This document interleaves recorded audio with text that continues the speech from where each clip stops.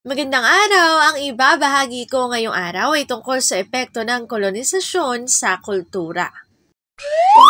Magbasa, makinig, matuto at magsaya. Ako si Binibining Menya. Handa na ba kayo? Tara na, umpisa na nating isa-isahin at pirapirasuhin ang mga detalyeng nakapaloob dito. Maaari kong ibigay ang soft copy ng video na ito, mag-email ka lamang o kaya naman ay mag-message sa aking Facebook page. Ilalagay ko ang aking email sa gitnang bahagi ng video at ang Facebook page naman ay sa huling bahagi matatagpuan. Maraming salamat sa panonood! Katulad ng binanggit ko kanina, ang ibabahagi ko ngayong araw ay tungkol sa epekto ng kolonisasyon sa kultura. Ang kolonisasyon sa Pilipinas ng mga Espanyol, Amerikano at Hapon ay nagdulot ng malalaking pagbabago sa wika at kultura ng bansa.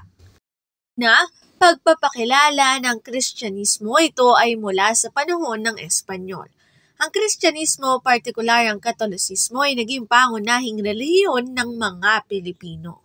Maraming pagdiriwang at piyesta sa Pilipinas ay hango sa mga relihiyosong tradisyon tulad ng Pasko, mahal na araw at mga pista ng patron. Dalawa, pagbabago sa sistema ng edukasyon at pamahalaan.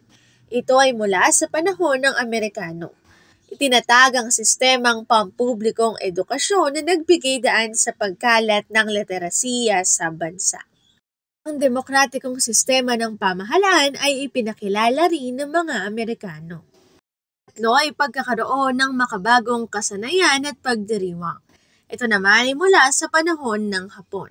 Sa panahon ng pananakop ng mga Hapon, ipinakilala ang ilang mga gawi tulad ng pagtitipid at pagpapahalaga sa mga sining tulad ng haiku at tanka. Pinayaman din ang kultura sa pamamagitan ng mga tradisyon ng Hapon, bagamat saglit lamang ang kanilang pananakop.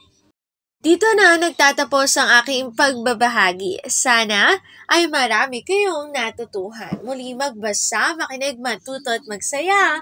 Ako si Binibining Menya. Paalam! Paalala, ang wikang Filipino ay mapagpalaya, atin natin itong gamitin, mahalin at mas paunlarin.